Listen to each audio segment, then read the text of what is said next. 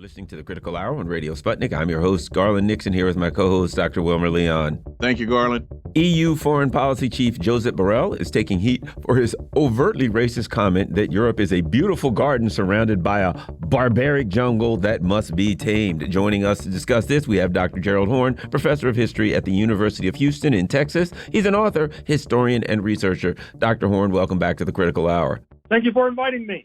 EU Foreign Policy Chief Josep Borrell says Europe is a superior garden and beacon that must civilize the violent jungle in the rest of the world. You know, Dr. Horne, when a while back when I saw the comments about the Ukrainian refugees being blonde-haired, blue-eyed people, and of course those Muslims and brown people from Africa that must be cast aside to make room for them, I had a feeling we were moving in this direction. Dr. Horne.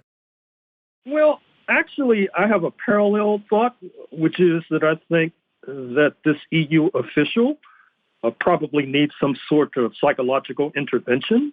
That is to say, I think that he may be suffering from some advanced form of Alzheimer's.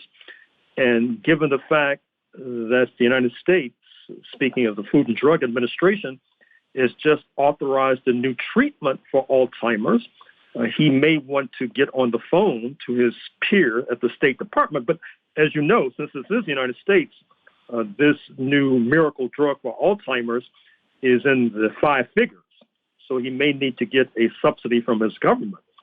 But seriously, this is the kind of outrage that has made it difficult for the European Union and its North Atlantic master in Washington to rally support in the, quote, jungle, unquote. That is to say, the rest of the world outside of the North Atlantic community. Just to give Mr. Borrell a brief history lesson, he may recall that it was his own Spain that sponsored the freebooter and pirate Christopher Columbus, who embarked on a policy of genocide and thievery and marauding that brought back tons of wealth that was then used to build and fortify this so-called garden today that he's boasting about.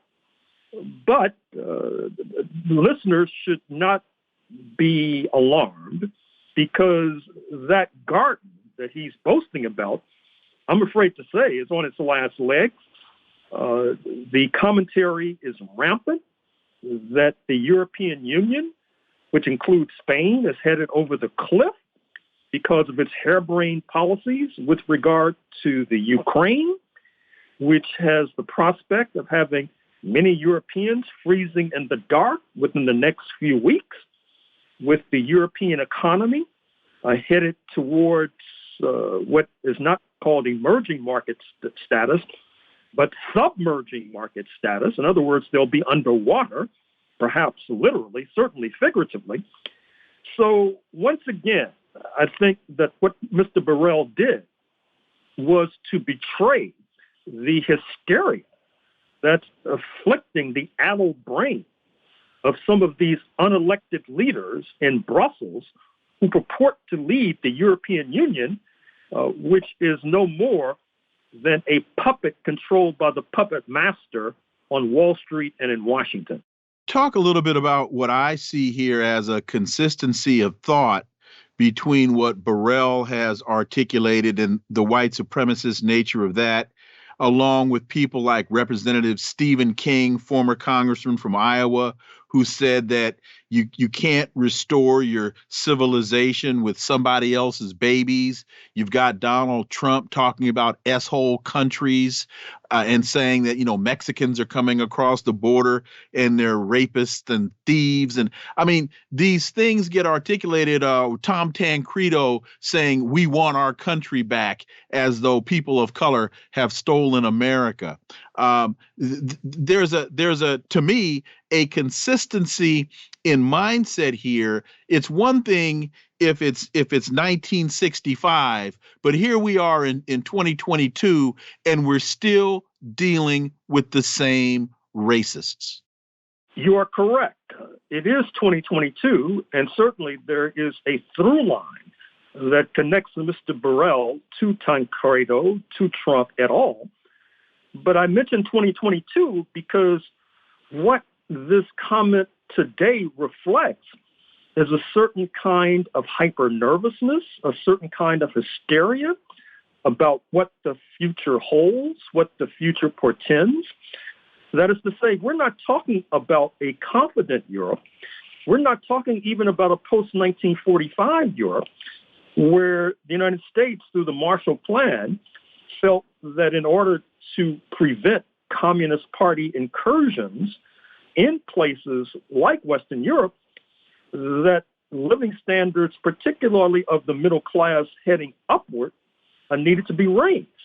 But now the worm has turned. And because of Washington's policy, the living standards of the European Union are headed downward. They're heading south with no end in sight. And I think that that is generating hysteria, which makes 2022 in many ways unlike 1945 and 1965. And that hysteria leads Mr. Borrell to rip off his mask and to bare his fangs and to show his sharpened filed teeth that make him and his policies so repugnant and ugly. Mint Press News, the other Russia-West war, why some African countries are abandoning Paris and joining Moscow. You know, I recently saw the Haitians had some Russian flags, and they were asking for Russia and China to veto a UN sanction. We're starting to see Russian flags show up in Nigeria. We're seeing the Africans are not buying into the rules-based order, and particularly they're angry at Paris. Your thoughts, Dr. Horne? Well, I'm glad you mentioned France, because France is really in a very difficult position, speaking of President Macron in particular. On the one hand, he's being invited to the first state dinner at the White House, hosted by Joseph R. Biden. You would think that this would reflect positive relations with Washington. But at the same time, Washington is highly upset with Mr. Macron because of his knocking together this so-called European political community, which did not invite the United States to its opening meeting a few days ago. And at the same time, Washington has shown consistently that it's willing to truck with neo-fascist parties. That's the import of the overthrow of the socialist Salvador Allende in Chile in 1973 and its replacement by a fascist dictatorship. And Mr. Macron should realize that being invited to this state dinner, which seems like an honor, in mafioso terms, which is the way we should describe U.S. leaders nowadays, it may be the equivalent of a kiss of death. That is to say, they might feed him a nice meal before sending him packing back to France to face more turmoil. Because as we speak, he's also being challenged by the left. There is a distinct possibility that a general strike will be announced in France this week as a result of deteriorating living standards, much of which has been brought on by Mr. Macron siding with NATO, which he once had called brain dead, concerning their escapade in Ukraine. So France is getting it from all sides. You see that there are erstwhile neo-colonies in places like Burkina Faso and Mali and West Africa are also singing an anti-French tune. I'm happy to see that in Haiti there is a similar ditty being chanted. But this should not be surprising, because once again, what it reflects from 30,000 feet is a general crisis of the North Atlantic community that is hitting in the first instance in its weakest limb, speaking of Western Europe, and the hysteria reflected in the remarks by Mr. Borrell is just one more bit of evidence in that regard. And following along a similar line, Burkina Faso, does the coup have anti-French or pro-Russian undertones? The coup supporters brandished Russian flags, attacked the French embassy, and made their positions known on social media. And to Garland's point, in Haiti, they're waving Russian and Chinese flags. It's unraveling a lot faster than I think a lot of people projected. It certainly is. And that brings us to the hysteria concerning China, which is reaching stratospheric ranges. You see this with the reportage, if I can use that term, concerning the party Congress unfolding as we speak. You see this with regard to the Wall Street Journal article yesterday that reported on the front page that those who carry U.S. passports who work for high-tech firms in China are either going to have to change their nationality, turn in their U.S. passport, or return home. They can no longer work for Chinese high-tech firms. This is part of this new Cold War, which inevitably will end in tears. And I think that what's happening is that many wiser souls in the international community have made a determination that these moves are moves of desperation. That's the import of the Saudis basically turning their back on Mr. Biden and deciding to cut oil supply, which Mr. Biden has promised will bring consequences, his term, not mine, to the Saudis.